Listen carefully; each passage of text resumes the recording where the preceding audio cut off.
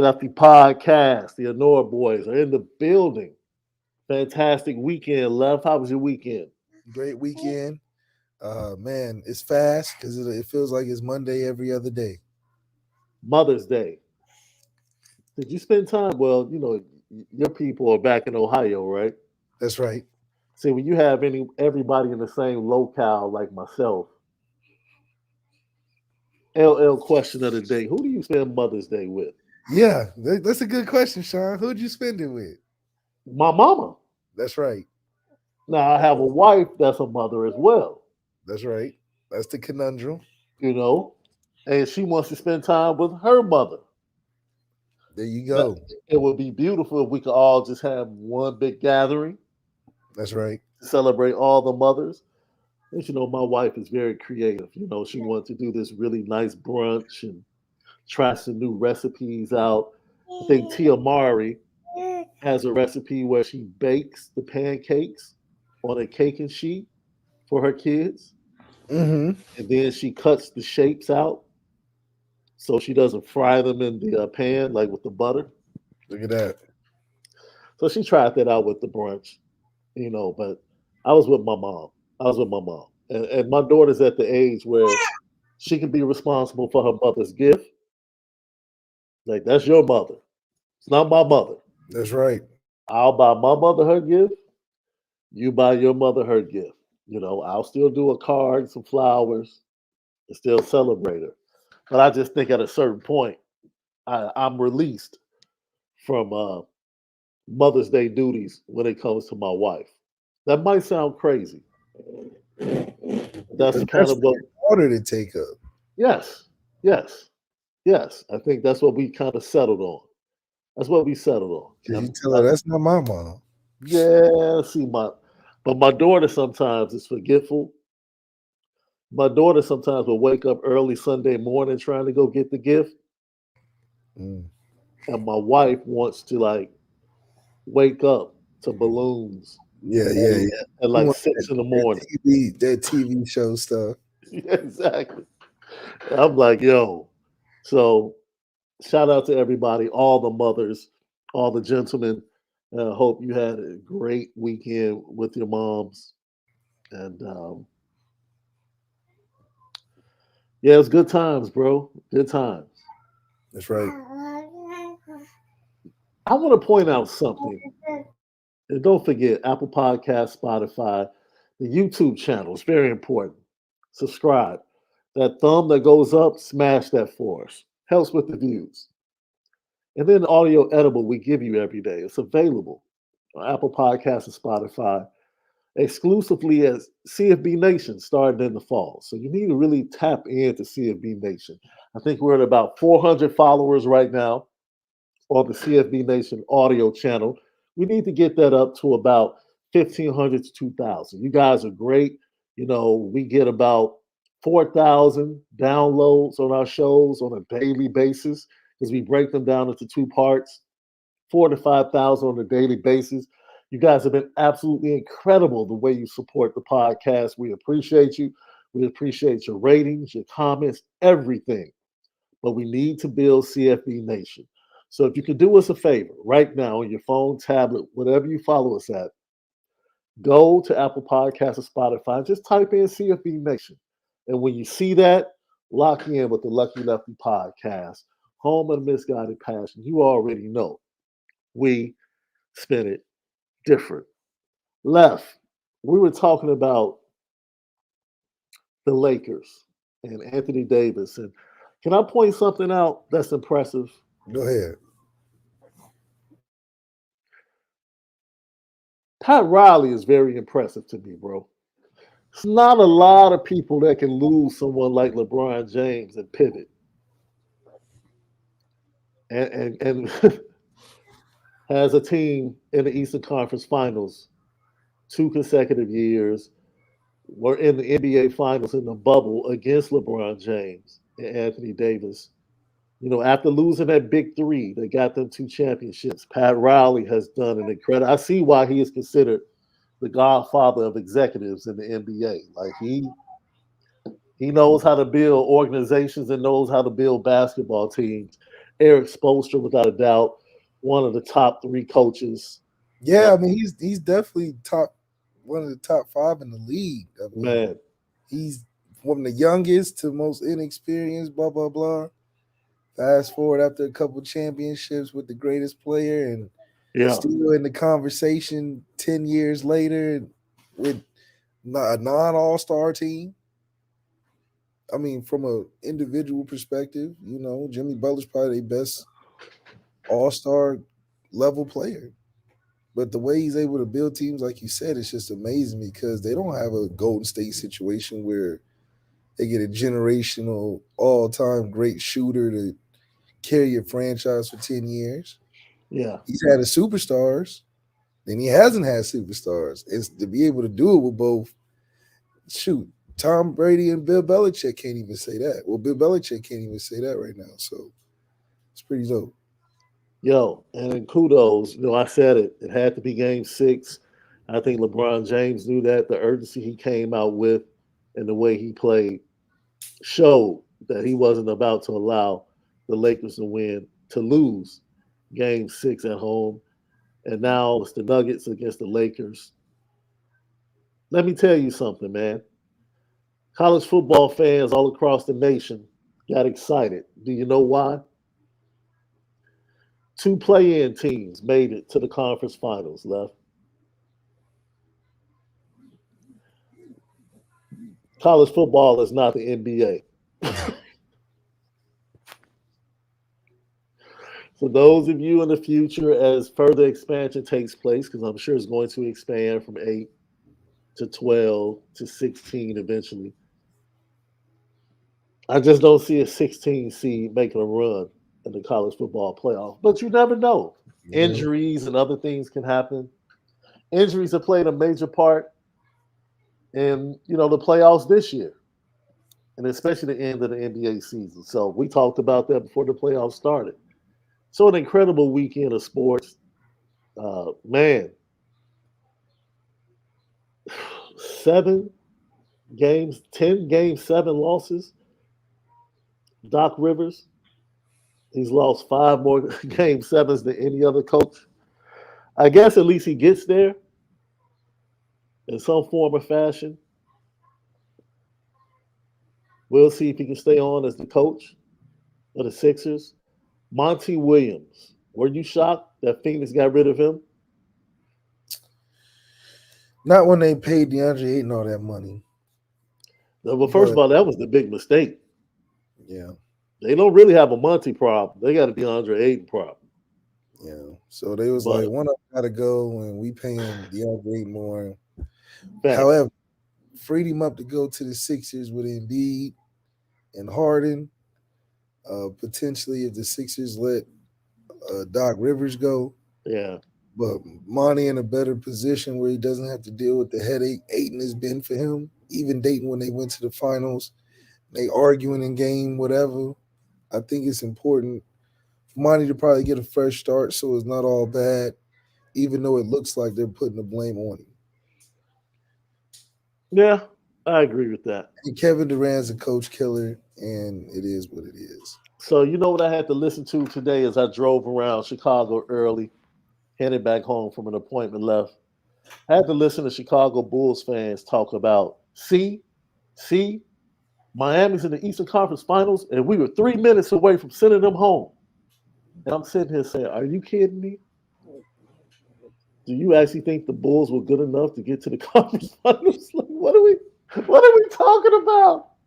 What are we talking about? Miami did catch some luck with Giannis being hurt. Yes. The only So difference is if Giannis had been hurt, the Bulls still would have lost those games. Facts. I'm telling you. They still would have lost those games. they don't have a better team than the Bulls with And Giannis. they Giannis is a huge factor to the Bucks, though. the Bull the Bulls don't have a Jimmy Butler. That's true. That's true. They don't have a Jimmy. Jim been playing amazing though, so it's like He really has. And shout out to another connection to the Derrick Rose era. That New York Miami series really paid homage to that era when you think about Jimmy and the player he's become, and Tibbs in my opinion, the Knicks really weren't talented and what they were able to do this year. Because I don't like Julius Randle's game. That's just my personal opinion. It's like a big man trying to play on the wing. They don't have any other playmakers, and once quickly turned his ankle, that was it off the bench. Yeah. But I gotta tip my cap because he went down. Boy, that dude went down.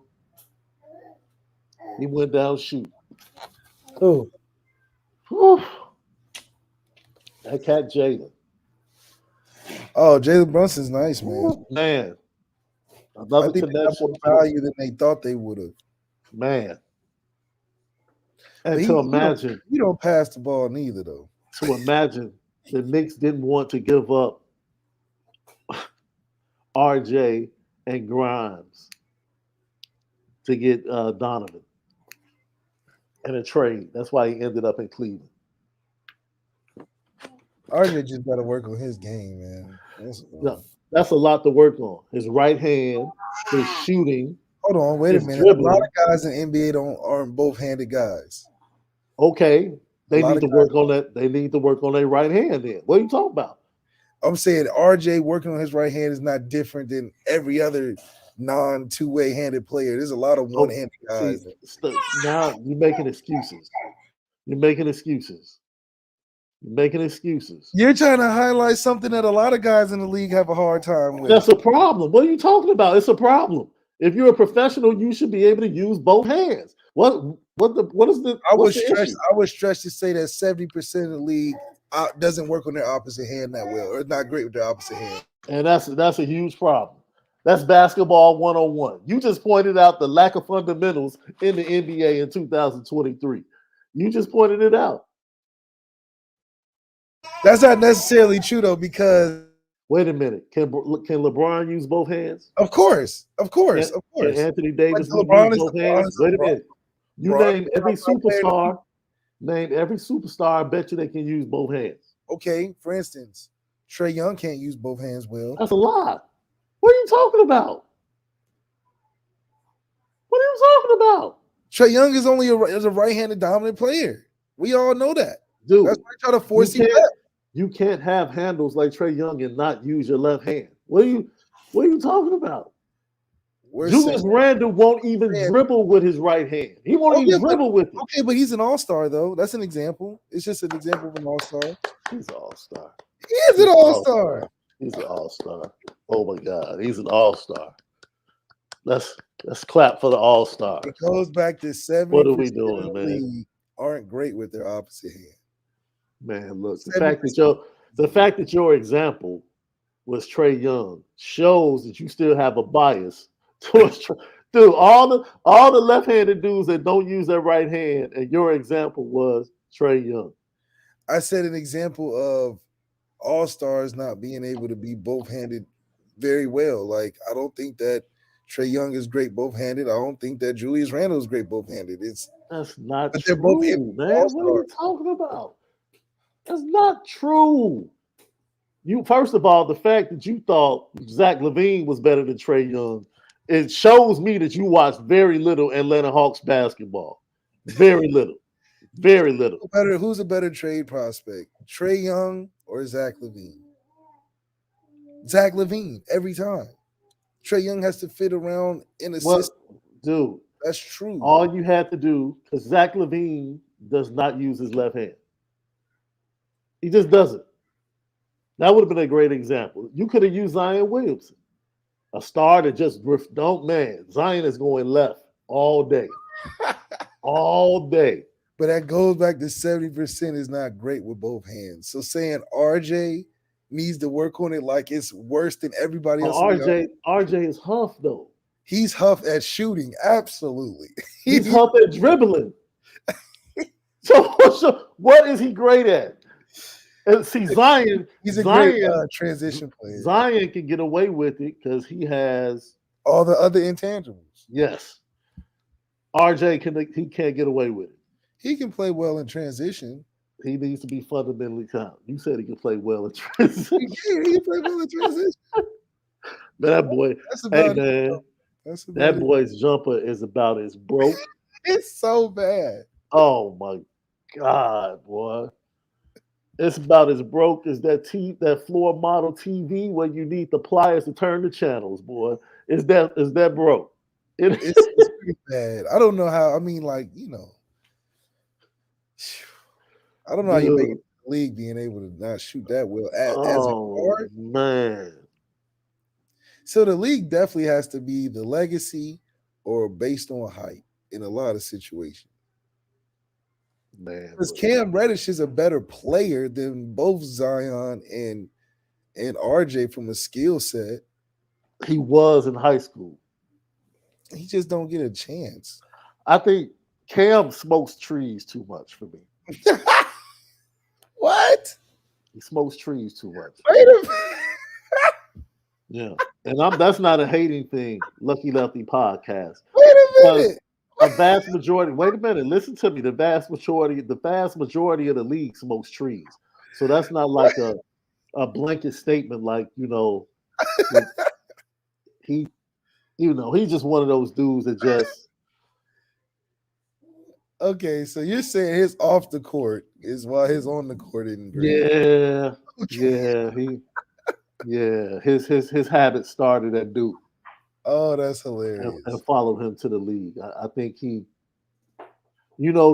person, and maybe I'm wrong, That's but the that first thing you point to? that person that lives to wake up and light up. Oh, okay. You You think know what I'm that's saying? That's yeah. You know how dudes can't wait to get to the gym? Like hoopers can't wait to hoop.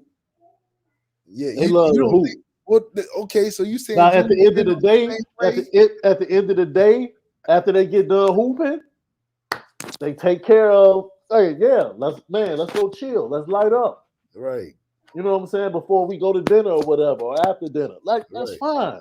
But dudes that just wake up and instead of a bowl of Cheerios, they want to light up.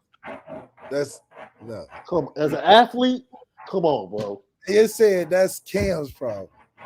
Man, I'm trying to give you Because his inside game ain't information, bro. it's not making sense. I'm trying to give you inside information, bro. Dang, Cam. You talk about for someone to be as skilled as you just mentioned, Yeah. I and to think Cam be I thought Cam was gonna be the next and to deal. be and to be in the league and still not improve.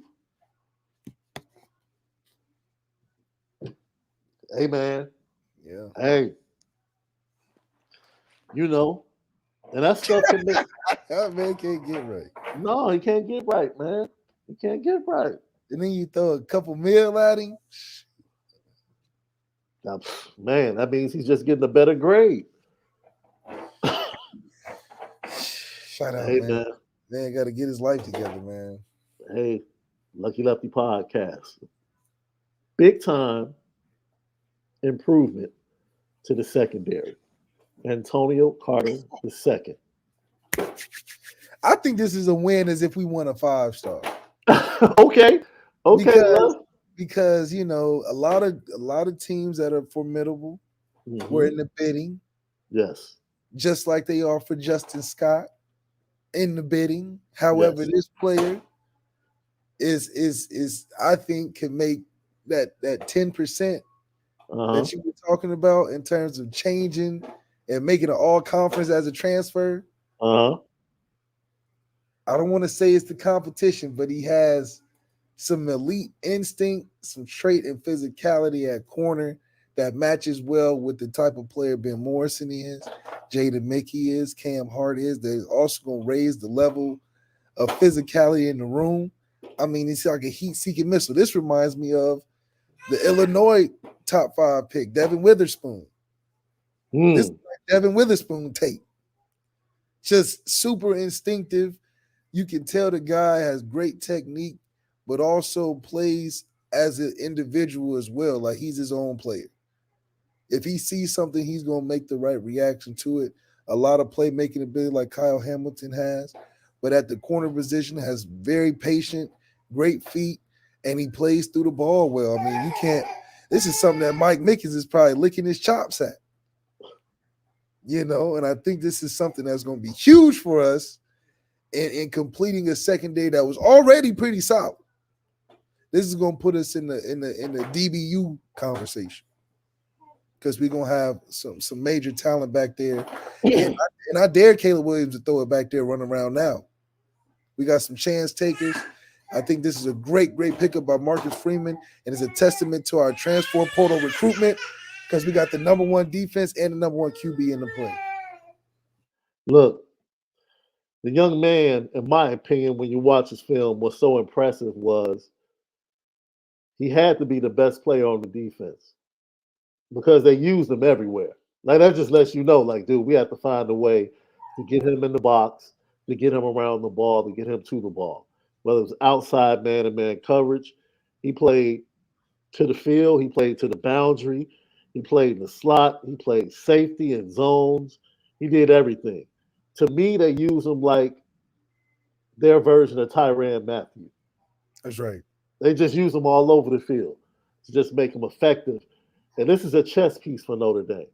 This is a chess piece, regardless of whether or not you like Ramon Henderson and Xavier Watts. This is a chess piece. Thomas Harper has struggled staying healthy even in the spring. So now you have to worry about whether or not you can depend on him at the safety and nickel position. You bring in this young man. Now you add depth. You have depth at defensive back. You throw him in at nickel safety, which is their plan for the young man. The speed, the athleticism, the ability to make plays on the ball, and the understanding right there. That was one of the best plays, just playing that route man to man underneath and being able to come underneath the route and get the PBU. Absolutely fantastic. I love the pickup like you do, Left. I really do. I love the pickup. I was worried about everyone they had to go up against for this young man. He was a hot commodity once he jumped in the portal, and they come out with the victory. So shout out to Chris O'Leary, Marcus Freeman, and the rest of the staff, Mike Mickens, and being able to solidify the commitment. Yeah, and this is bigger than just gobbling up a good player. This is a hole that we needed to fill, and we got to see that we need to fill that after the spring, and for us to be able to be on it and put the necessary things in place to fix that, I think it was good for us to win this battle on a recruitment stage, but also to show the team that hey, we may be down in this department, but not for long. This unit may have some holes, but not for long. We will fill it, whether it's Mhm. on the team or not. So I think it puts the guys on the team on alert, like, hey, yeah, we're serious about winning now. You seen we brought a transfer in, he got hurt, we'll see what happens, but we fixing the problem right away. We're not waiting until off season or next year. That's the beautiful thing about this edition. He has 2 years of eligibility. So he's not one and done. He'll be in Notre Dame more than likely for 2 seasons. Look, Xavier Watts, this young man, and Ramon Henderson, they'll continue to get better at that safety spot. But let's not get it twisted. Paul Mikey Jr. is still out there. He'll be in, I believe, on the second for his official visit. And the kid that I love and Left, I don't know if I've ever shown you his film, but the must get the safety position for me is this kid out of New Jersey named Jalen McClain.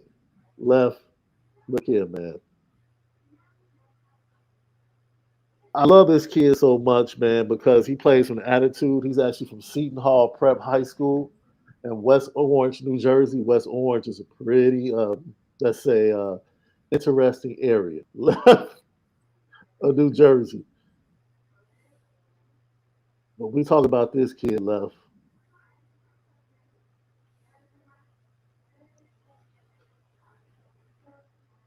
Mm,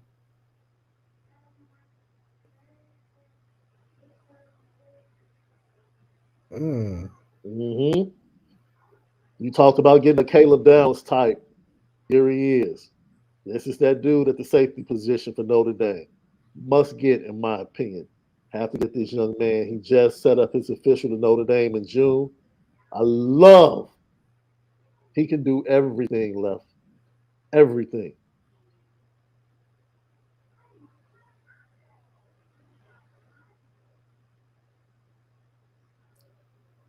Definitely physical. You love to see that, especially playing at full speed. And this guy is playing at full speed all the time. You can tell he loves to be out there, loves to play football, be in the action. He enjoys contact. He enjoys the physicality of defense. He's not going to shy away from it.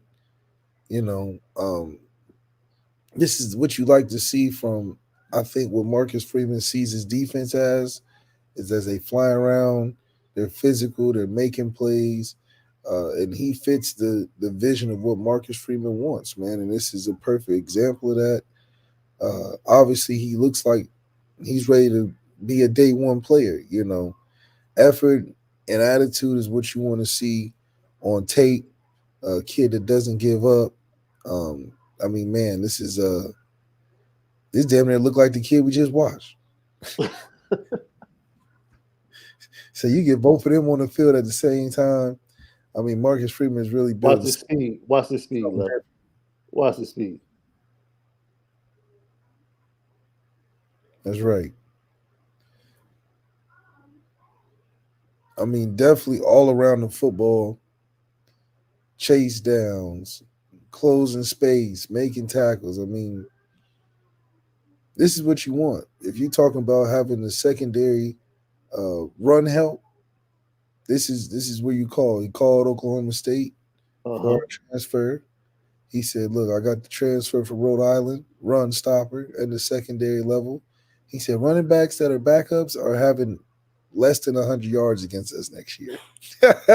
We're making sure of that. So we're going to be good covering down the field and coming up to tackle and make plays in that run game. I think if we can do that, we shut off a valve that teams like to try to be against us, which is balanced. Now they can't run because you get outside them tackles, you got the guy from Rhode Island coming down laying the wood. Xavier Watson there laying the wood. This safety coming in laying the wood. Guys not playing around, man. Marcus Freeman is seeing the physicality it takes to make a top defense with our pressures and the things we do on the blitz side of things. Man, you talk about Alabama is exciting to watch on defense. We're going to be excited to watch on defense in the next couple of years. Antonio Carter II transferred from Rhode Island with 2 years of eligibility, and 24 prospect Jalen McClain, Seton Hall Prep out of Orange, New Jersey. Like Left said, you're watching the same player. It looks like you're watching the same player. Aggressiveness, fly to the ball, can be used many different ways, and loves to attack, which, as you said, Left, gives you a clue to what Marcus Freeman and Al Golden have this defense heading. We talked about them being more aggressive this season. These are the type of players that yield to that even more if they get them in the fold. Yeah, I mean, and before you go too fast, is that what do you notice also? He's playing a little bit of everything. He's playing defense at corner and safety. He's playing special teams with kickoff return and some special team units. He's playing offense, playing some slot, playing some inside, playing some running back, playing some linebackers. So even though he's a bona fide defensive player for us, he also had to fit the qualifications of being a little bit of a do it all the film that we look at from guys, especially in the recruitment portal, is how many different things can you do on the field? You can't just be the number one safety and that's it. You gotta be the number one safety that play a little running back. And that's amazing, right, Left? How Yeah, how that position has changed. You had safety, you had the guy that had range, and then you had the guy that could come down into the box. That was pretty much a safety. Now your safeties have to be able to play nickel in certain coverages. They might have to play linebacker in certain coverages. The position really has evolved. yeah, and the players in high school are evolving into that. Especially Pop Warner, where the fastest kid plays quarterback. Now Mm. in high school, the most athletic kid plays all the position and finds a way to get on the field to play all those things. So this is what it's going to take. This is the next level of athlete of recruitment. in the top football tier space, especially you got to be positionless almost. I think that's the fastest way to play. Hmm. Positionless with certain skill sets. Maybe you positionless, but you run routes really good. So we'll start you at receiver, and then if somebody get hurt or we got to move things around, you can play other things. Yeah. And that's a great way to build a team, but it takes a lot of recruitment to find those type of guys, and they're high value guys. It's different than getting a Justin Scott, where I just need that as a piece. That's just a foundational piece. 300 nose tackle. We can maybe put him at a three tech, but mostly inside. We need that. But these other players are versatile, transferable, and positionless. We even had Ahmad Wagner, D line and O line. He don't even know where yet. Well, he's the backup right tackle now, for sure. And his athleticism can help uh, gain a faster curve than what it would be as a tackle that was less athletic, but was tackle all his life. You see. So now injuries are are different in the perspective because now you feel like you got depth everywhere when you have guys that play everything. So you no longer have a small receiver room because three of my DBs was all state at receiver. Get a Michael Bell. He said, "Oh look, Michael Bell run a 4-3." So one of our receivers go down, put Michael Bell over there, and we run a couple go routes and be all right. So I think Marcus Freeman is buffering the team in a lot of different complex ways. Yeah, we may not have 108 scholarships, but we got about 60 guys that make the team feel like 120. They got two positions each guy, so that makes it easier to coach and manage when you get late into a season and guys getting banged up. Yep. Perfect example, Xavier Watts. We need you for USC as safety. I know you ain't played most all year, but hey, you can do it. Just listen to what we tell you. And he had a great game. Being able to have ready-made players like Jaden Mickey for Ohio State. Now his experience going in next year, we can build off of that with some younger guys coming in that be like, look, Jay Mickey did it. You get you a couple reps here. He'll learn how to do. You learn, grow, whatever. So from an infrastructure standpoint, Marcus Freeman has set us up to be operational. Uh-huh. Now we just got to bring them in. We got to bring the customers in. So we got to play well. We got to win games. Don't let us get a Jordan logo on there too, because then it just I, I knew you would throw that little last piece in. Michael Jordan might have to get his own little box, man. Lucky Lefty podcast. I actually just watched the movie Air. Now it's available on Prime as of last Thursday, and it's just amazing, man, how you watch something because it's a timepiece, right? Because it is literally 1984 to 85. This is what it is, and to watch a timepiece and understand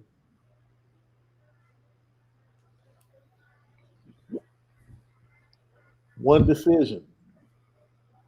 Because the decision was made to go with Nike. His mother made one adjustment to the contract left. Mm-hmm. She chose Nike over everybody.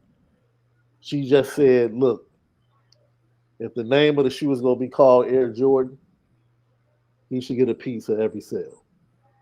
He should have stock equity. That one decision led to Jordan Brand. That just that one, his mother said, you know what? If that's the case, this needs to happen. Make that small adjustment. We got a deal.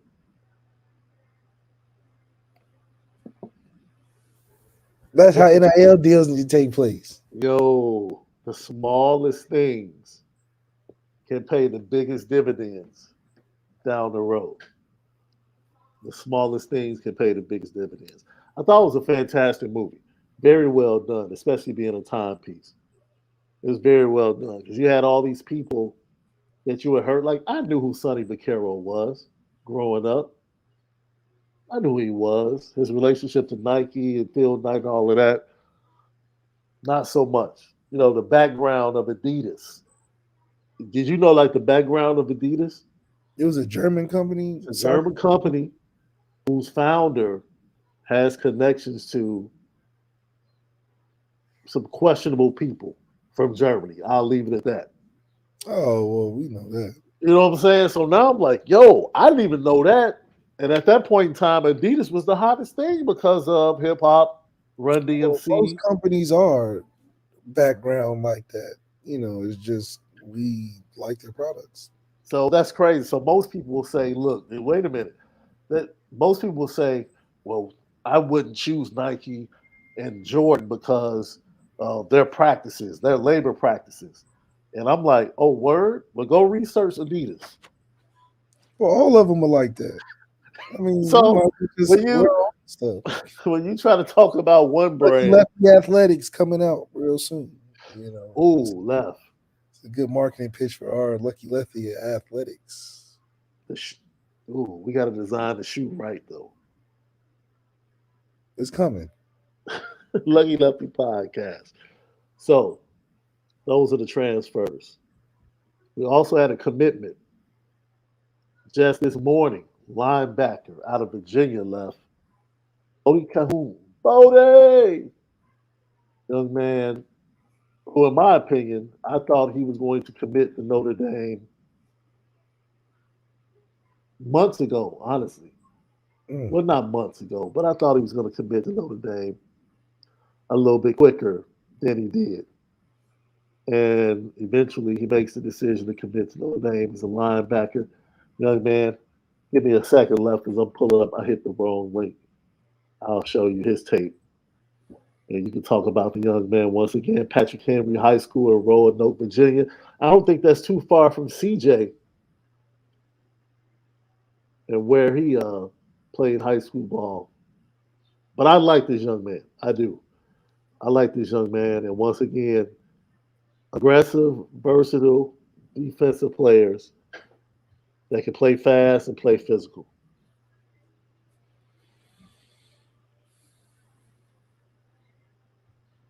See, that's what we're working on in my high school team, not letting run throughs happen on stuff like that. But that's a good play. You guys having problems cutting off the backside? We got run through issues going horizontal. I don't understand that. You got to keep your head on the swivel, and he's running right to you, so you got to cut Right. the block off.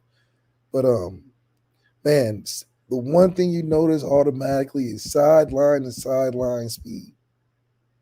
They probably cut the tape off. Oh, sideline to sideline, good. All right, we move on. We already know we Right. got what we want. Right. Just the heat-seeking missile attribute that these players are getting recruited for is amazing because it's a total 180 of what we had before. Yeah, we heard all the complaints about not being able to tackle an open space and run sideline to sideline with our linebackers. And in just a short 2 years, we get these heat-seeking missiles at linebacker. So when addressing, we're not a fast team sideline to sideline, it's already answered because we got the speed at secondary with the corners and the safeties. We got the speed recruited at linebacker. The defensive line's coming up. Mm-hmm. And we got size, especially on the back end and in that linebacker spot. I think teams need to worry about what we're putting together on defense, man. It's going to turn into something real scary real quick, especially the way Marcus Freeman is recruiting these linebackers specifically, because that's where it's starting. Jaden Osbury, Drake Bowen, looking like juniors already. Mm. Attractive piece to bring in other guys coming in. Then you get an impact player like Jalen Sneed, OG Jalen Sneed. So maybe moving guys out like Prince Colley showed a lot to linebackers. Like, damn, the Buckets Award winner couldn't even make it here. This must be something to come. This must be something to come for. So, hey, tough conversations, but it turns into great results and outcomes. Oh man. I remember when the first time I saw his film, I was on with Ryan Roberts on the recruiting show. And I'm watching it, I'm like,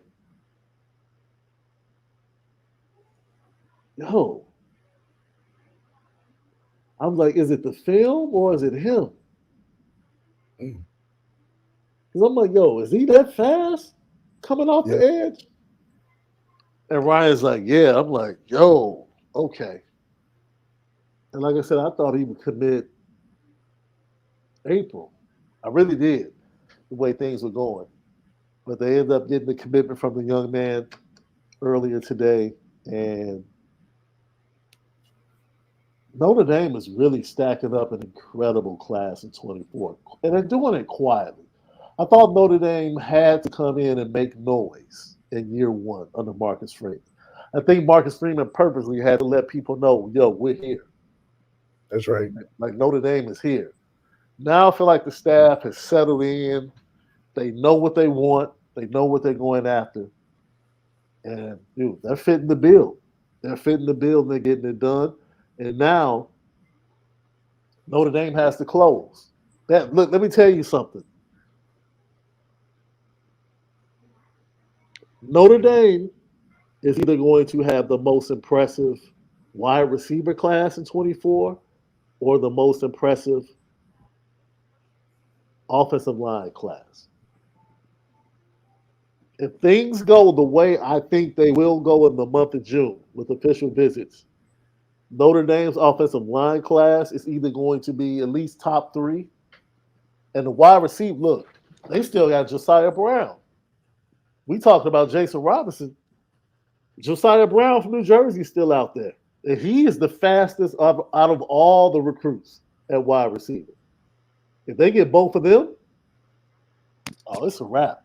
That's the greatest wide receiver crop ever in the history of Notre Dame. Ever. Not even close. Ever. So these are the type of things that Notre Dame's doing on the recruiting trail. That's what they're doing. The linebacking core, like you said, left. That's all you see is speed. Yeah, Right? Speed and versatility to use them at will, use them at rover, however they want to use them. They have been doing an incredible job. And kudos, tip of the cap, because he took a lot of heat for possibly not recruiting as much last year. Al Golden, especially with the linebackers, has been doing a really good job. that's right. You have to give him credit. You have to give him credit. You have to. Lucky Lefty podcast. So that's recruiting. Like we said, I think we gave a breakdown of the June visits last week. The guys that were coming in, Gerby Lambert, I believe, added on to June the 2nd. Somebody, look, I don't. This is getting the Peyton Bowen territory for me, bro. Mm. This Justice Scott thing is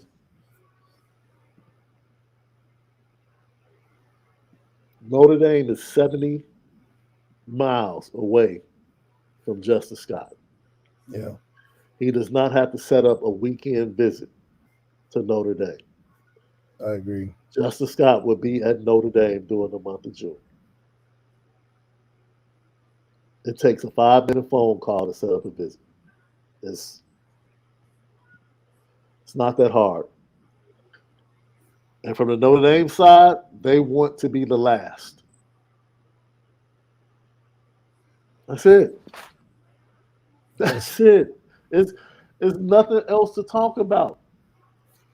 There's really nothing else to talk about. There's nothing. He'll go to Ohio State. He'll go to Georgia. He'll go to Miami.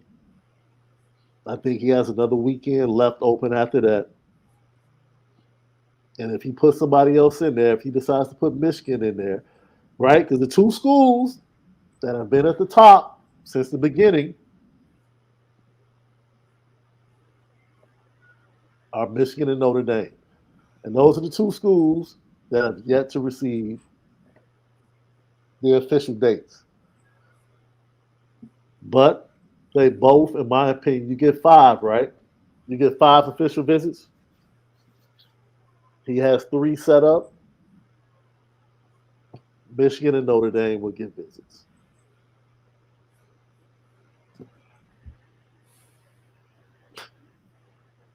And the visit to Notre Dame, like you said, he'll go to Georgia for a couple of days, right?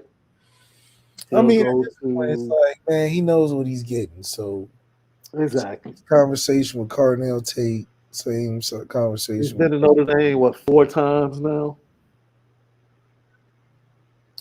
Notre Dame is not going to get much better after the first, second time. It's about once you see what it is, it's either you take it or you don't. I We're believe not the going to get a new locker room by the time you decide to come. We're not about to drop no new jerseys right before you. We're not about to get no more NIL before you decide to come. So you might as well man. come or don't come. So look, like I said, is Notre Dame is just fine with where they sit with Justin Scott. I'll leave it at that. Notre Dame wants to. We said this months ago. They want the last visit, and more than likely, they're going to get the last visit. That's it.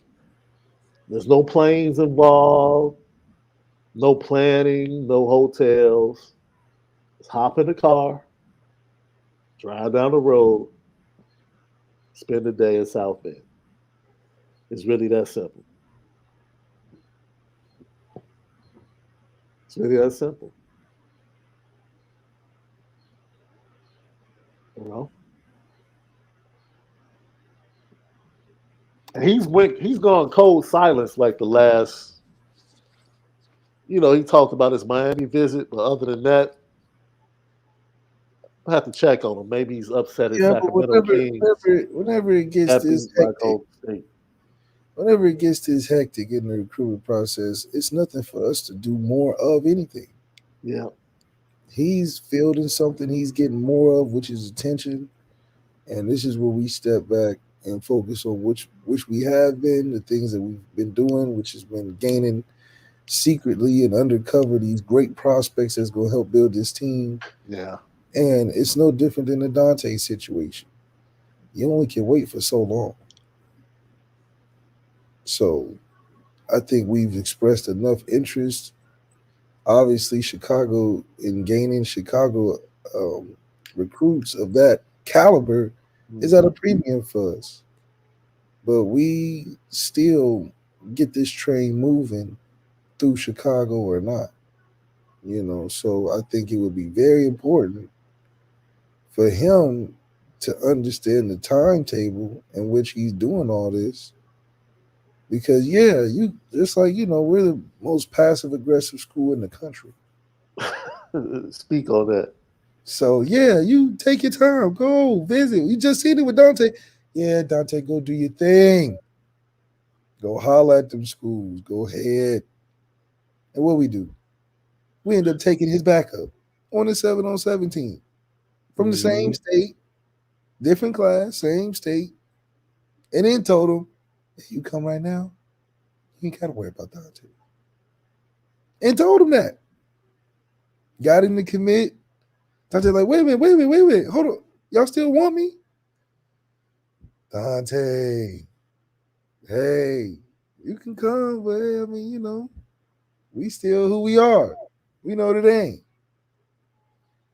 He's like, sure, I think my window is passed. And he went to UCLA. Whoa. I'm sorry. We just had breaking news come through on my feeder from IHSA basketball. They are getting rid of the 1-and-1 free throws.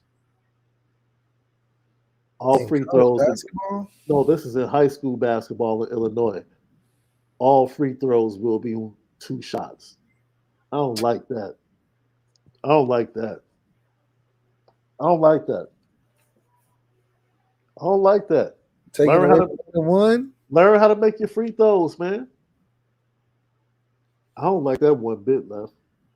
That takes away from the excitement of high school basketball, man. Yeah, the 1-and-1 is a big deal. Does that mean you get 2 for technicals too? Man, I'm trying to read as fast as I can. That's pretty crazy.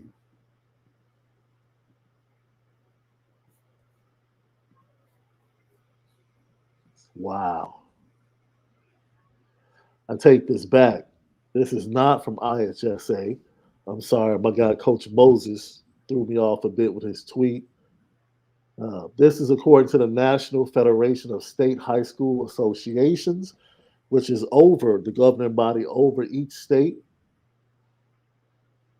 1-and-1s are gone. Teams get 2 free throws in the bonus. So once you reach the bonus after 5 fouls, it's 2 free throws. So that's pretty much the NBA model, basically. Once you're in the bonus, it's 2 free throws. Illinois will be, all the states will be open to being ratifying that and taking it on as the rule for their state. So that will be coming up in a few days. Would you like to see that in college basketball once they get to 7? It's 2 free throws instead of having a Oh, the bonus and a super bonus.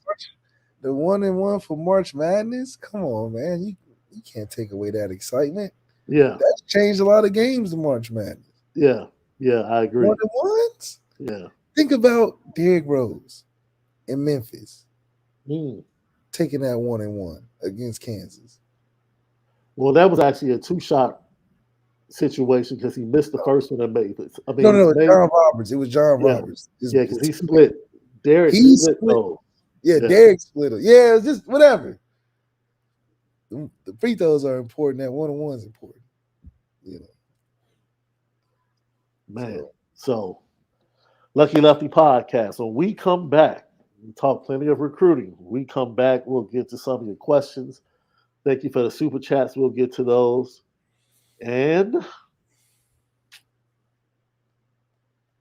we talked tampering, which a lot of people responded to our tampering conversation over the weekend left. But we're going to talk about what people are saying down in Alabama about a former Notre Dame quarterback. Mm. Ooh, do they love or hate? This could get pretty interesting left. Oh, it is not good. Oh boy, it's the Lucky Lefty podcast. You already know we spin it different. All right, Lucky Lefty podcast. Did you were you on the grill? Because I know you like to get on the grill for holidays, Left. Were you on the grill? I was not on the grill this time. You didn't get on the grill. Mm-mm. So my nephew got on the grill, Left. And I don't know if I told you this last year. My nephew has me in the scope. He's aiming for me, Left. He's trying to become that dude in the family. He said, "I want that top spot." He wants the top spot, and I don't know how to feel, Left, because I love him. I don't love him that much. I don't want to crush him. You got to. I don't want to crush him, Left. He's limited in what he can do. He's good at what he can do, but he's limited. It's an honorable thing because now you get a chance to show why you're the top dog in the family. This is like I gotta work out now. You know, you was sitting fat at the top, but now you got a challenger. This is what you made for. Uh-huh. I accept all challenges. Who was that famous dude that said, I accept challenges at all times from my sons? Who was that? Yeah. Who said that? He said, he said, whenever you ready, I am ready for the challenge. Anytime with my sons. Somebody said that I thought it was good. It was one of them athletes or whatever. But I liked it. Yesterday, I showed up. He was just yapping like, I got something for you, or more like real trash talk, like we're on the hardwood or something. I Yeah, got because something they for said you. what they said. They said the lion sleeps 23 hours of the day, but when that hour it get up, Mm. it show you why it's the king of the jungle. So last year he rose up a little bit, and we had like a little contest, Like what is going? Yeah, the little brisket challenge. and I killed him with the brisket. He shut his Yeah, mouth up for the rest of the year. got it, Put it got it. close. Like still, dude, you still on hot dogs and hamburgers. Like, relax. You haven't even done a full slab of rib yet. Like, Yeah, relax. you ain't hitting the grill yet. Right. So I kill him with that. He's like, I got something for you. I've been Yeah. working on my ribs. La da da da. I He said said, he went to school, huh? okay. I said, what else you got? Like, what you mean? Mm. I said, well, I haven't bust out the bratwurst yet. Mm. And he was like, that ain't nothing but a hot dog. I said, not the way I do it. Mm. He said, "Oh, you do it different." See, yeah, he Well, wasn't see, prepared for that. He wasn't you prepared. know, He thought you you was know, gonna hit him with the. See, see, you know, the he way said, we "Oh, grill, you you have." know, He hit you with the. Oh, you do it differently. we do it I thought it differently. was just another hot. No, dude, you got to go to the butcher. See, I'm on level You don't 400. go to the store and get the packaged bratwurst. It's a German butcher on the north side. See, he don't even know the places that. You start getting with the different flavors of the brat, and See, he don't even know where to start. dude, He thinking hot dogs and hamburger mentality. he's a Oh, I youngster, should go get an dude. Oscar Mayer. Yeah, And I can sauce it up, fry it up off of the TikTok videos. He don't even know where to go get it first. he's thinking more Eckrich than anything. Lucky Lefty podcast, and that's what we do as a podcast, man. There's a lot of ways to grill Notre Dame football That's for right. you fans to make it a good consumption for you. That's right. We just give you different delights. We don't give you the propane. We give you the wood fire. Oh man, wood chips, we soak them in vinegar That's right. so they can slow cook. We can talk about different topics, even jump into the chat with you guys because you keep it lit each and every day. No microwave content over here. No, no, no, no. Apple Podcasts and Spotify every day for the audio edible. YouTube, subscribe, hit the like button. It's the Lucky Lefty podcast. You already know. We spin it different. We go to the athletic. Let's go down to Tuscaloosa. Someone who was once part of a competition with Sam Hartman during the spring. Tyler Buckner. Great article in the athletic. And Press the wrong button. left, can we talk about the good? The good. This is the good about Tyler Buckner. Look good. What sticks out, now this is, you're going to laugh, dude. What sticks out when watching Buckner is his mobility and playmaking ability Mm. off that. In 2022, Reese used Buckner in design quarterback runs, zone reads, and run pass options frequently. Offense success on the ground settled Buckner down and grew his confidence in throwing the ball. One particular drive was against Marshall.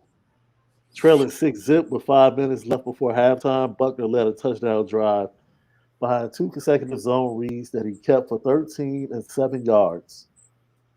Then came an RPO completion to now Las Vegas Raider tight end Michael Mayer for another first down on another easy pass. It's things like this that he can bring to the Alabama offense.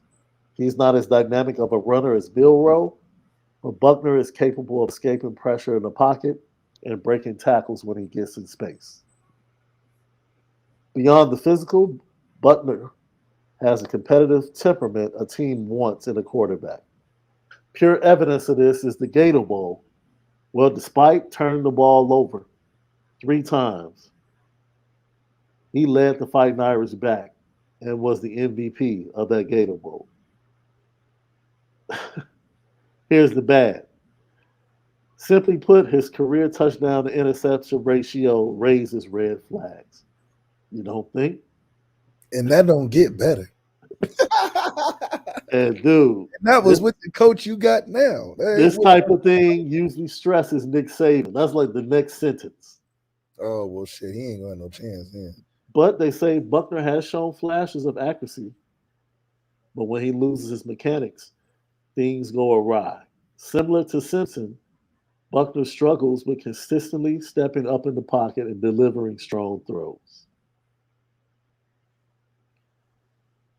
So basically, stylistically, Buckner is a mixture of Milroe and Simpson in a dual threat mode. A strong rushing offense will help all three quarterbacks, but Buckner especially. Notre Dame's inability to run the ball against Ohio State and Marshall put Buckner in consistent third and long situations, which didn't bode well for them or the young signal caller.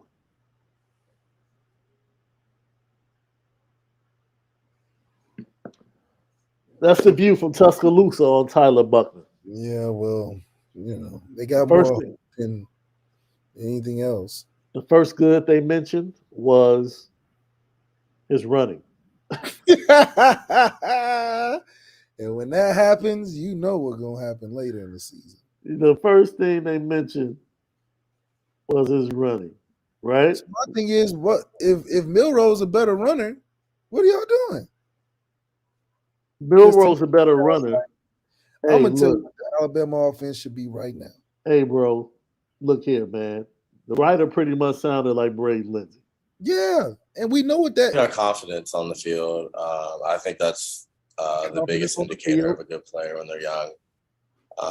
He's definitely the best runner I've had as a quarterback in college. He said the same things Alabama's writer said. He has great competitive edge, that a confidence that a team needs, and he can run the football well. Not better than the guy we already got. So to me, it would be like you're losing in the edge that you had advantage in. So you get a worse runner, and he's not a better passer than the passers that are better than the worst runner. Wait a minute. So Alabama has a room, to me. It sounds like it has a guy that can run better than everybody else. Yeah. That you can win a lot of games with using that strategy. Yeah. Or they got a bunch of quarterbacks that are really, hyped up 5-star guys that can throw it around. Not great, it factor guys, but can throw it around. You can win a couple games, but they can't play, make, or run around like you would need them to. And then you bring in Tyler Buckner, who's not the best runner on the team right now. And is not the greatest passer either. He's what they call the in-between. But he's better. He's better. He's not the runner Milroe is, but he's a better passer. He's not a better passer than Simpson, but he's a better runner. But to be a better passer than the guy that you can run better than isn't much then. Unless Jalen just cannot throw at all. If he can't throw at all, hey, bro, then okay. Did you watch that Texas A&M game last year? He struggled. He struggled mightily, bro. In his first game, okay. Yeah. Now you're taking Tyler Buckner is that much better? Because if he's that much better, then what's the kid that can throw really well look like? I didn't take him that. Tommy Reese went down there for 2 weeks and was like, you know what? Tommy said, guess what Tommy said? I got to get a guy I can trust. He said, I got to get a guy I can trust because all of this is lacking in all the areas. But it goes back to what we had Tyler dealt with up there. Yeah. He's the same guy. He's going to turn the ball over. Yeah. But he's going to run his asshole. But what's that give you? Alabama don't want to see the Tyler Buckner show. They don't want to see that. They want to see the run game. They want to see that defense. They want to see the receivers shine. And then they give the accolades to the quarterback. And Tommy Rees offense, the quarterback got a shot. Because like they said, Tyler Buckner can do both. Tyler Buckner is going to be the RPO champion. The offense is going, because they're more talented, is going to help him look better. But it's still going to be about Tyler Buckner. Because if you're not throwing it around the field, you're going to be running it. You're going to be running it. And in that case, I say you might as well just go with Jalen Milroe. Yeah. Be a heavy run offense. Because if you're saying Tyler can't throw that great compared to other dudes that can throw great, then what's the difference in that? Because if Tyler is that much better than passing than the guy he can't run better than, then how much better at passing is the guy that he can't pass better than? It's like, what are we doing? Yeah. And yeah, he can make plays, but you got to also talk about that same South Carolina game where them turnovers put us in a bad position to begin with. If I sink the ship and then I save the sinking ship, am I the hero? Really? I'm the one that sank it. So by saving it, does that make me the hero? Does that make me the guy that you need to get you over the hump? Or does that just give you heart attacks all the time? I mean, Nick Saban, they said it himself, he doesn't like turnovers. That's not changed about Nick Saban. That hasn't changed about Nick Saban at all. So you think Tyler Buckner, who's going to be asked to do everything, as it sounds like in the article, against the SEC, man, that man going to be turning that ball over left and right. I don't know how long that's going to last with the turnovers. So for Tyler Buckner, it's either turnovers is going to end his career down there, or he's going to get hurt again because he's going to be running the ball more than the running backs. So Jalen Milroe is more physically ready to take that punishment. yeah. So what are you getting Tyler down there to do? Don't say run more, because you got a guy that can do that better already. Either you commit to being a run offense or you commit to doing this versatile stuff. But you don't have a guy that can do the versatile stuff at the level Nick Saban needs you to do. Yeah. Because the guy you got down to do that's going to turn the ball over. And that's not going to change. In the one game he was healthy where he won the ball game, he had 3 picks and 2 pick sixes. In the game against Marshall, he had 2 pick sixes. All things being considered, we brought this up to ask Notre Dame fans today. LL question of the day.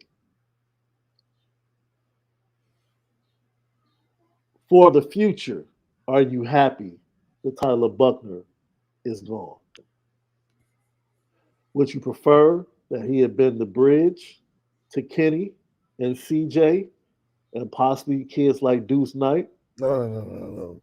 Or He said in his interview, Kenny said, are you okay that he's out of the way so that those guys can take the reins and usher in the new era of Notre Dame quarterback? Marcus Freeman told you himself. He said, we moving on.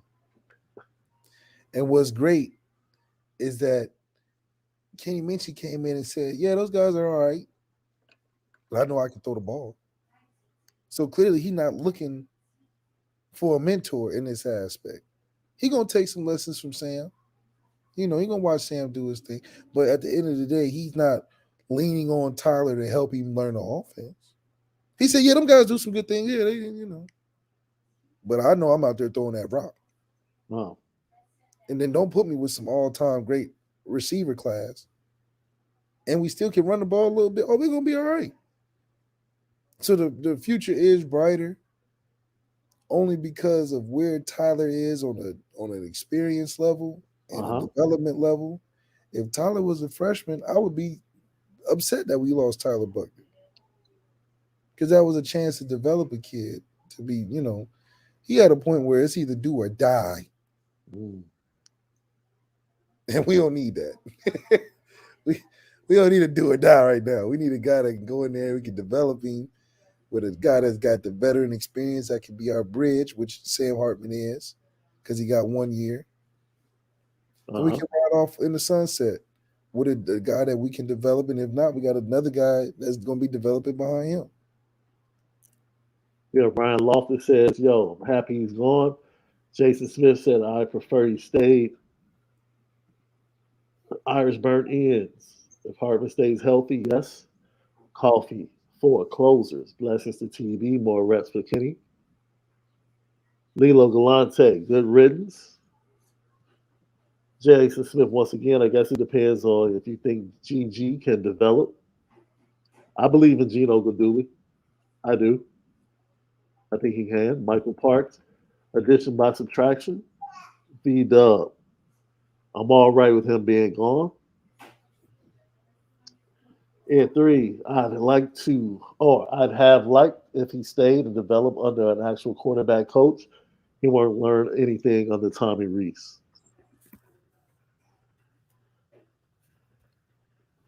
Just a few comments from the fans left. Notre Dame showed how powerful of a reach it has. Anywhere and everywhere, as Marcus Freeman said.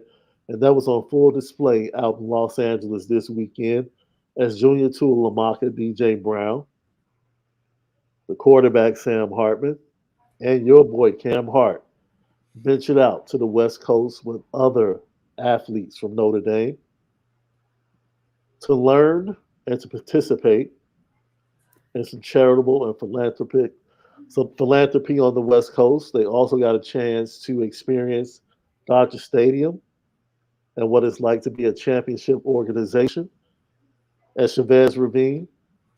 And left, something like this only happens for people like athletes at Notre Dame. This picture right here was taken. You can see Mike Golick, Derek Mays, Jimmy Clausen, Kyron Williams, and some of the other greats that are out in the LA area met up with these guys over the weekend. It's a fantastic weekend. It just shows the reach of Notre Dame and shows the connections that Notre Dame players have access to outside of football. Yeah, it's good to see those boys, start early while you're hot, be able to connect some faces with the names. So they pulled Jimmy out of the Hamptons or the Palos Verdes. They got a chance to bring him out of there. He got a He nice said crib. the Hamptons. Or the Palos Verdes damn near the same thing. Everybody up out of that nice oasis. So Oh man. it's good for those guys to start early because when you're done and you try to come back at the end, it just makes it a little tougher. But it shows how well balanced the Notre Dame nutritional diet is. You get your networking in, you're gonna get your football in, you're gonna get your wholesome content in. But it's a lot that goes into it for sure. Someone asked if you can get Jimmy Clausen on the show, left. Yeah, I'll give him a call. Shoot, he ain't up the street. He ain't over the hill. I was about to say, what? Wait a minute. I don't think Palos Verde. Yeah, he's definitely not down the street. He's up the hill, but I definitely shoot him a call, man. Try to get him on. I'm sure Jimmy has some stories, bro. Some stories. I just have to ask him about the whole pulling up in a limo with Ferrer and all of that. Like, Yeah, would you still do it if you could do it yeah, all over again? And we yeah, definitely have to get the OG Derek Mays on the show. 100%. We got to get the OG on the show. Much respect. Kyron, I don't know what he was thinking with what that shirt he had on. It's that NBA fashion bleeding in the NFL. It's like keep Is that that what it is? that garbage. It's not cool. Just because you get some money don't mean wear anything. Man. God, yeah. I would have to say, Kyron, you lost me with the fashion on that one, bro. You lost me with the fashion on that one. Lucky Lefty podcast. Before we go, I would like to mention that today and tomorrow are very important days as the Big Ten presidents and athletic directors descend upon Chicago for a 2-day conference out in Rosemont. Well, they will be deciding the new schedule for the 2024 season, but USC and UCLA coming into the conference. They have 3 different levels of scheduling. The Protect 3 level is 3 permanent protected matchups with games against 6 of the remaining 12 Big Ten opponents, 1 year and the other 6 the next year. Every 4 years, each team will play 3 teams 4 times and the remaining 12 teams twice. Protect two permanent protected matchups, played 4 times over 4 years. Over the course of 4 years, each Big Ten team will play the remaining league opponents at least twice and 2 of those teams 3 times. Then they have the Flex Protect, a hybrid model in which the Big Ten team has 1, 2, or 3 protected opponents. This format allows schedule makers the most flexibility in terms of competitive balance, home and away rotations, and a specific challenge around West Coast travel for teams playing USC or UCLA. In my opinion, Protect 3 or the Flex Protect are probably going to be the 2 models that get looked at the closest, right? Because if you want to keep tradition in the Big Ten, you have to protect if you're Ohio State, you have to protect the Penn State matchup, you have to protect the Michigan matchup, and if there's one more you want to protect, then go ahead, right? Flex does give you the ability to be able to travel and schedule with the West Coast teams a little bit different. But look for the news to come out in the next 2 days for the 2024 scheduling for the Big Ten Conference to be pretty important. Pretty Yeah, important. see what happens for sure. Lucky Lefty podcast. Anything else before we get out of here today, Left? I think we got a good Monday in, man. We touched on a lot of different things. That's right, man. Tap in with us. Audio edible each and every day. Apple Podcast, Spotify. It's on CFB Nation. Remember that. We need you guys to go follow at CFB Nation and build up the followers over at CFB Nation. So when we go exclusive in the fall, you'll be locked in with us. Left, man, I can't wait for this. You already know what time it is. Petticoat, petticoat, petticoat junction. It's time to get petty Oh, we did a good job executing. Are you upset with something? and fire up the Petticoat Junction train. I just don't like you. You don't? No. What is today's petty historic Petty Junction?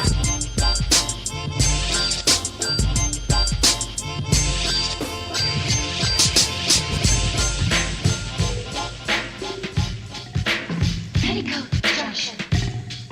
Petty Junction, Petty Story today brought to you by Onora Whiskey, OnoraWhiskey.com, and Premium American Whiskey, OnoraWhiskey.com. Yo, you guys, I want to start out with positivity. Today, though tomorrow, my daughter makes her podcast debut out in LA. She got on with On Amp out in LA. She has her own podcast, her own show, doing music, culture, and great conversation. So that's Ariel Davis, the On Amp Shout out. Got On the Amp pod Jazz jumping. show each Wait, and what's every the name Tuesday of and Thursday, Tuesday and Thursday at 5 p.m. Pacific time. What's the topics? You know what? I haven't asked her, but it's built shit. around music and culture. So it's going to be pretty Shit. interesting. Hey, she gets it honestly, bro. Oh shoot. She gets it honestly. So I'm looking forward to it. I've been working with her and just giving her structure and everything, and I'm excited to see what her and her co-host can do. That's right. Should be fun. Should be fun. Now, look, man, let's line it up.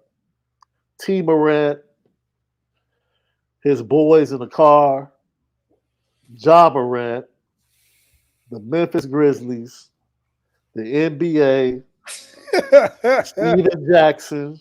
Steven Jackson, the grifter. Dude, all of y'all, take a seat at the back. Take a seat in the back. First of all, man,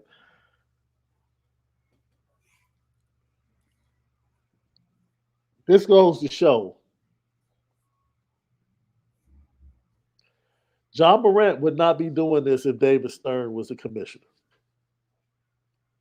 And If ask David, Carmelo Anthony why. David Stern would tell you to your face, we don't need you. See, the problem is John Morant is in Memphis, and Memphis is a real small pond from a professional sports standpoint. And he knows he's the biggest fish in that pond. So he doesn't think they can move on without him. Keep living, young man. Keep living the way you're living. Life is going to show you real fast. It can all go away just like that. Ask Steve Francis. In the blink of an eye, everything can disappear. And how dumb do you have to be? Let me explain this to you, bro. Let me explain this to you. If you were the starting quarterback for the LA Rams, Left, do you understand that you would never have to carry anything, Left? I would carry everything. Everything. Everything. Everything. You would never touch a firearm. Ever. For what? You the bag. How dumb do you have to be as friends to not understand that that's the bag, bro? I think he picked up his friend's gun in the car too, which made it worse. Like That makes it worse. it's like why would you don't even own this? And you just want to just be so hard, man. And he's not. He's not hard at all. And It's the that's same thing as problem. Imani Bates. Him and Imani Bates, I feel like is the same person. You want to be so gangster basketball player? What is that? What is that? Goofies, man. Goofies. What is that? What I like what Kwame Brown said. You NBA dumb boy. Just you must hate money or something. 200 million, and they said we have to give it to you. It's guaranteed. We have to give you this 230 million. It's yours. Just do us one favor. Just don't do nothing stupid. And you can throw NBA young boy on there too. He's a goofy too. This dude is still putting out diss records on King Von. Like, dude, how many you gonna put out? You don't have no other content? Nothing else to say. Well, that goes back for me and how petty and stupid. How many times you gonna remake these Tupac and Biggie documentaries? Oh, And hey, but slow up. The Dear Mama documentary was very well done, though. okay, but how many? No. Let me tell you when it got interesting to me, and I wish they had dug in. I wish they had expanded on episode 5 and 6, which was post death. I really wanted to know more about what Afeni did when she gained ownership and what she did with the 70 acres and how she built the farm for the family to build on and laid out all of the philanthropy and things that Pac dreamed about. I thought that was very interesting because I never knew that she sued Death Row to get the rights to the music and control his narrative post death. I thought that was very interesting. I was actually intrigued by that. You know, everything before that, we've seen it. Yeah, we've seen it 10,000 different ways. I get it, Left. I'm with that. But I thought the last 2 episodes, in my opinion, you really start to see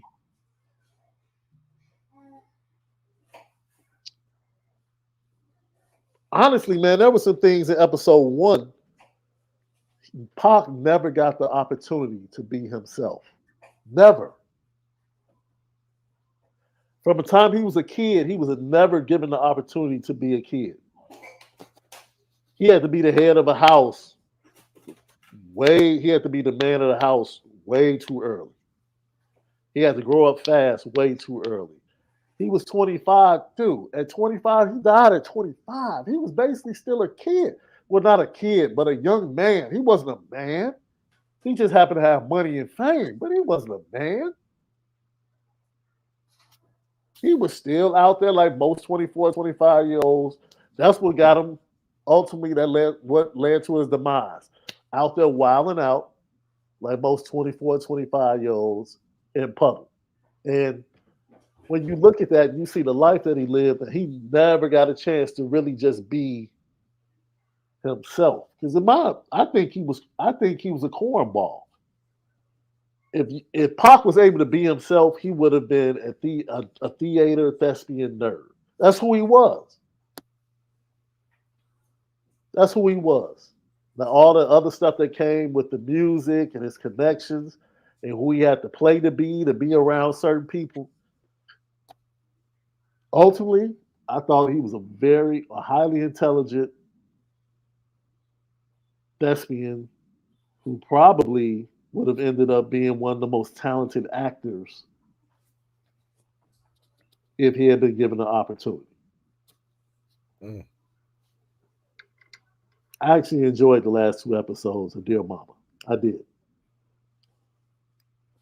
Yeah, I just, I feel like I've seen enough of all the info I could garner from the inspiration Tupac pulls for us. I think our history is pretty vast, and there's a lot of different stories to tell. Yeah. Of people not getting to the 2-yard line and fumbling and it getting returned for a touchdown. But some people that crossed the goal line, and I think it's important to keep telling some people that scored touchdowns not the ones that got close. Man, you can say that again. But you point out him, Big died when he was 25. Like they were still developing into men, dude. They died young. And for what? For what? For what? I don't know, man. We talk about other podcasts, but the dude Art, which is pretty much a Tupac podcast, and that's all he does is salute Tupac with every interview or try to salute Tupac. That's what I'm saying. Like, man, can we, not saying we gotta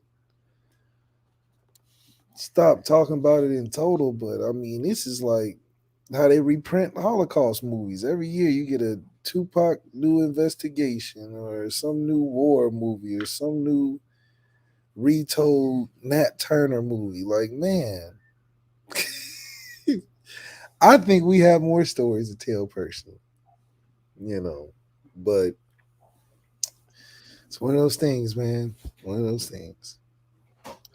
Yo, the Sixers, Petty Train. Specifically Embiid, Petty Train. Y'all just gave up the ghost in the third quarter, huh?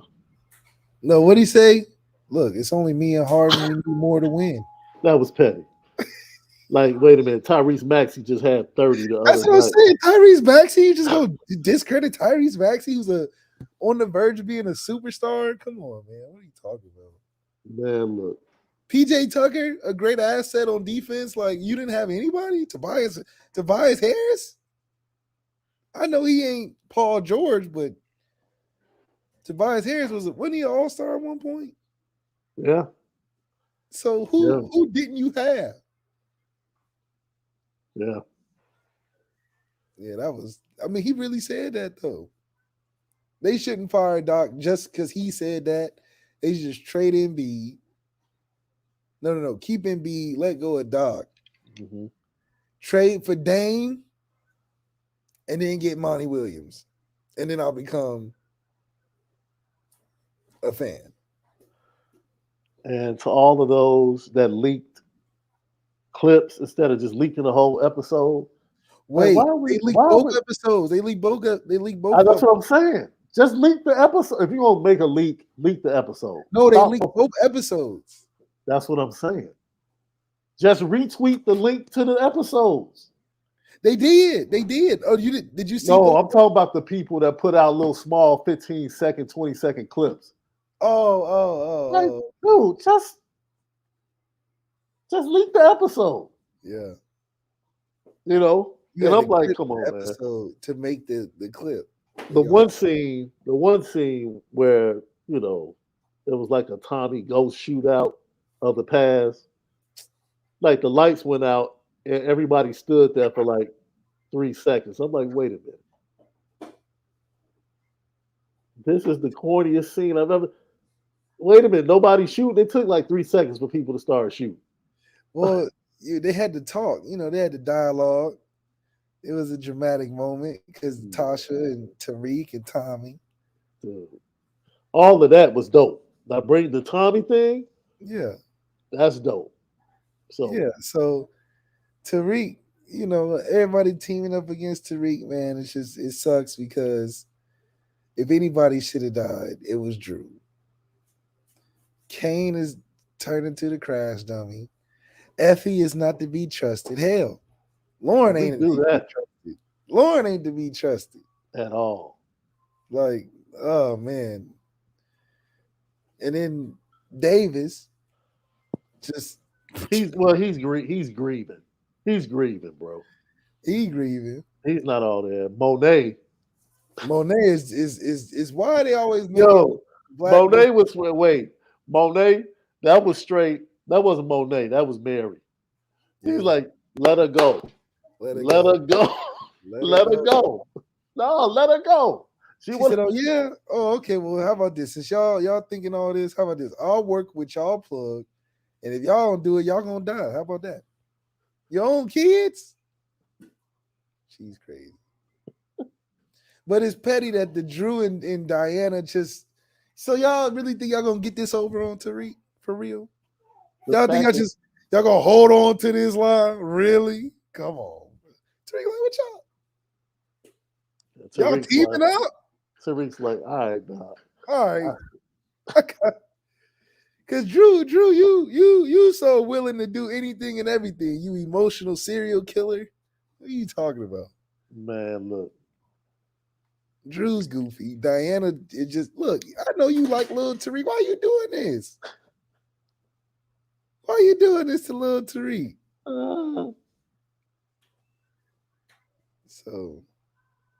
So I didn't know that Noma in real life is married to Uncle Phil from Bel Air. The gentleman that plays Uncle Phil on Bel Air. I thought he died. No. On Bel Air. Oh, on Peacock. Yes.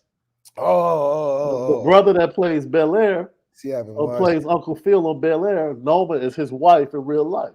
Okay, I gotta see. I gotta watch the Peacock Bel Air. Is it really worth watching? What, Bel Air? Yeah. It's not a waste of time.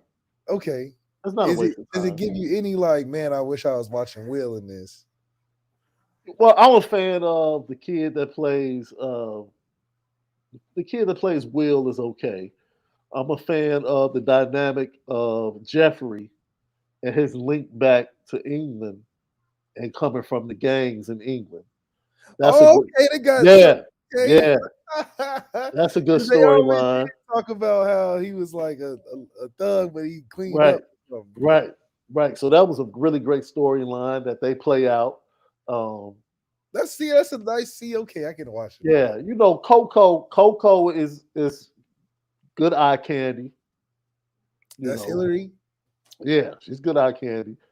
And Jazz, the guy that plays Jazz, his relationship with Will and how it comes together.